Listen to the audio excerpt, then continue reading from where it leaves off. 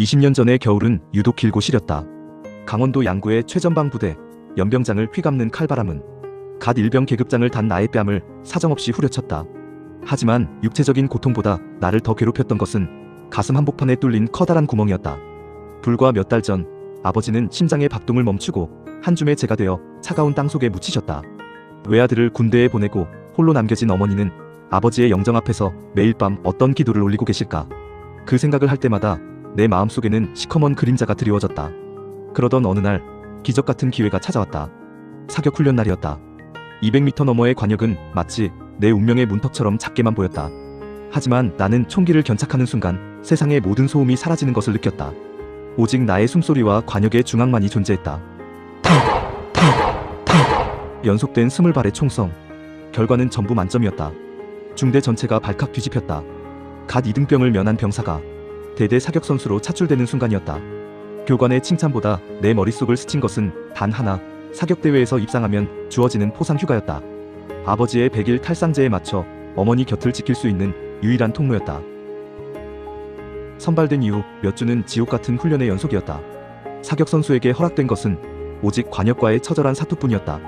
엎드려 쏴, 무릎 쏴, 서서 쏴. 이 세 가지 자세를 완벽히 소화하기 위해 나는 매일 수백 번씩 빈총을 격발했다.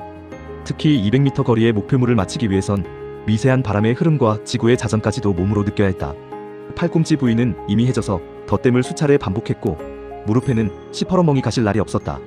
밤마다 내무반 구석에서 안티프라민을 바르며 통증을 참아낼 때 내 머릿속엔 오직 한 장면만 떠올랐다. 하얀 소복을 입고 눈물 찢던 어머니의 뒷모습. 김일병 할 수 있겠나? 훈련 중 교관이 물을 때마다 나는 목이 터져라 대답했다. 네, 할 수 있습니다. 마침내 다가온 대대 내 최종 선발전. 나는 쟁쟁한 선임들을 모두 제치고 당당히 1위를 차지했다. 이제 조금만 노력하면 사단 사격대회 우승 타이틀과 꿈에 그리던 포상 휴가증이 손에 잡힐 듯 가까워졌다. 그날 밤 나는 관물대에 넣어둔 어머니의 편지를 만지며 처음으로 단잠을 잤다. 그러나 운명은 관역을 빗나간 총탄처럼 엉뚱한 곳으로 튀었다. 대회를 단 하루 앞둔 날 주임원사님이 나를 따로 불렀다.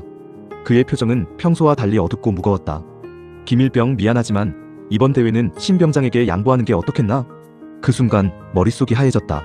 신 병장도 우리 부대에 알려진 실력자였지만 최근 지독한 몸살 감기로 컨디션이 바닥을 치고 있었다. 그는 이번 달이 제대였다. 대대에서는 제대를 앞둔 그에게 마지막 명예와 휴가를 선물하고 싶어 했다. 신 병장은 군 생활 내내 고생이 많았어. 이번 대회가 그의 마지막 기회다. 자네는 아직 기회가 많지 않은가? 이번 한 번만 양보해줬으면 하는데 어떤가? 가슴속에서 뜨거운 것이 울컥 치밀어 올랐다. 그럴 거면 선발전은 왜 했습니까? 저에겐 아버지의 제사가 걸린 문제입니다. 소리치고 싶었다. 하지만 내 입에서 나간 말은 뜻밖의 공손했다. 네, 알겠습니다. 신 병장께 양보하겠습니다. 그날 밤 신 병장이 나를 찾아왔다. 그는 내 손을 꼭 잡으며 고맙다고, 정말 미안하다고 거듭 말했다. 나는 억지 미소를 지으며 그를 격려했지만 가슴속엔 차가운 납덩이가 가득 찼다. 내가 흘린 땀방울, 짓물러진 팔꿈치, 그리고 어머니의 간절한 기다림이 단숨에 쓰레기통에 처박힌 기분이었다.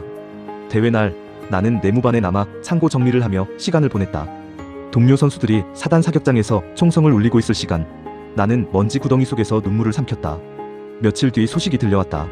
신 병장이 대회에서 2위를 차지했다는 뉴스였다. 결국 1등도 아니었잖아. 심술궂은 생각이 머릿속을 스쳤다. 원망은 독처럼 퍼져 신 병장의 얼굴조차 보기 싫게 만들었다. 구독하여 주시면 김일병에게 큰 힘이 됩니다. 그렇게 씁쓸한 며칠이 지나고 갑자기 대대본부로 올라오라는 연락이 왔다. 영문도 모른 채 달려간 그곳에는 인사장교와 신 병장이 서 있었다. 인사장교의 얼굴엔 묘한 미소가 걸려 있었다. 김일병, 자네가 신 병장을 위해 양보했다는 소식 들었네. 그런데 말이야, 신 병장이 아주 기특한 제안을 했어. 나는 어안이 벙벙해져 신 병장을 바라보았다. 그는 쑥스러운 듯 고개를 숙이고 있었다. 신 병장이 이번 대회에서 받은 부상과 상장을 모두 자네에게 돌리겠다고 하더군. 그리고 대대장님께 직접 건의했어. 자신은 이미 제대가 코앞이니 이번에 받은 포상 휴가를 김일병에게 양도하고 싶다고 말이야. 대대장님께서도 자네들의 전우회에 감동해 흔쾌히 허락하셨네. 신 병장이 내 어깨를 툭 치며 말했다. 김일병, 미안하다. 내 실력이면 분명 1등이었을 텐데 내 욕심 때문에 2등 상장밖에 못 가져왔네. 이 휴가는 원래 네 거야. 어머니께 꼭 다녀와라. 순간 세상이 멈춘 것 같았다. 나는 그를 원망했고 그가 실패하기를 내심 바랐다. 나의 배려는 계산된 것이었고 마지못해 한 것이었지만 신 병장의 마음은 투명하고 진실했다. 그는 내가 내어준 좁은 틈을 통해 더 큰 사랑을 증명해 보였다. 자신의 부족함을 인정하고 후배의 희생을 잊지 않으며 끝내 그 공을 돌려주는 그의 뒷모습에서 나는 진정한 어른의 모습을 보았다. 내가 쏜 총알은 관역의 중앙을 뚫었을지 몰라도 신 병장은 내 마음의 정중앙을 꿰뚫어버린 것이었다. 나는 그 길로 포상 휴가증을 가슴에 품고 고향으로 향했다. 아버지의 100일 탈상제 날 나는 정갈하게 차려진 제상 앞에서 어머니와 함께 절을 올렸다.